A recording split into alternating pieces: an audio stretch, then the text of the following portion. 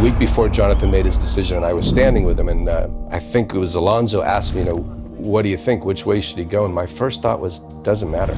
You could end up being, the backbone of the future U.S. team, or pursue these opportunities right now in Mexico. But you could also tear your knee out, and next week you're still going to have a great family. And I said that to Alonso, and I'm sure in his mind it wasn't as important. But to me, they are the American dream in the sense that Alonso immigrated. They are two people who've raised two boys. It is obvious from meeting them that they are a uniquely great family. Being a Mexican-American, Jonathan Gonzalez is one of those youth players. It gives us hope, it gives us faith in that even us, even small Mexican-American children could also reach that level.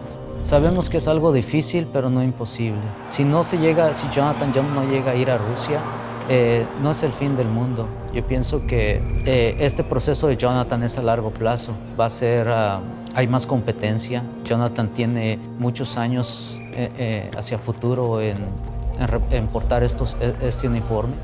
If he is selected, great. You've worked hard, you deserve it. But if he doesn't get the call up, he's young, he's got a whole life ahead of him.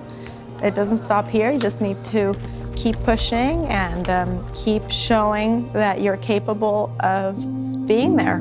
And we're going to support him one way or another. We're in it to win it. That's it.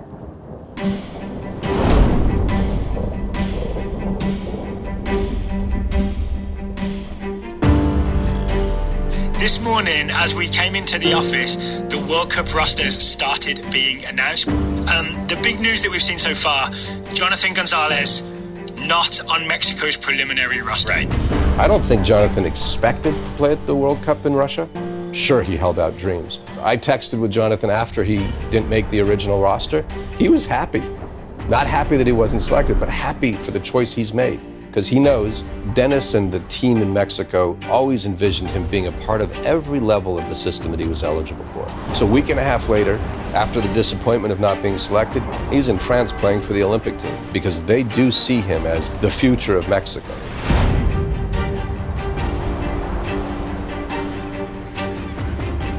Well, the Toulon tournament historically has been a great place for a kid who wants to be seen by European scouts and clubs. He is playing on the under-23 Olympic age team for Mexico, one of the youngest players, with 11 other teams playing in front of these scouts so that he can live his dream to go play in Europe. The main reason why I came here was so that I keep developing and help my country, my team, win a tournament like it is here in Toulon. I think that it's a really big tournament. And with that said, there's a lot of scouts here and hopefully making the jump to Europe soon.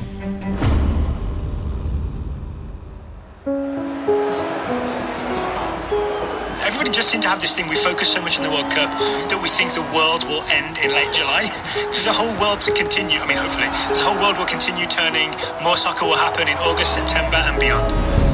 Jonathan González means a lot for these kids and for the kids that are already in clubs in Mexico that are from Alianza. They see hope, they see an opportunity, a real opportunity, not only to get to play in Liga MX professional team, but also to get to a national team. I think my goals with El Tri for the couple of years are going to la Copa de Oro, making that squad, and the Olympics, and let's say pretty much stay consistent with the national team.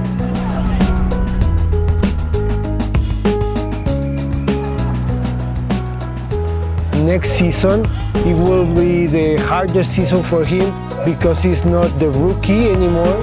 He has to prove why he's one of the starters. Playing at the Olympics, I think, is a dream come true.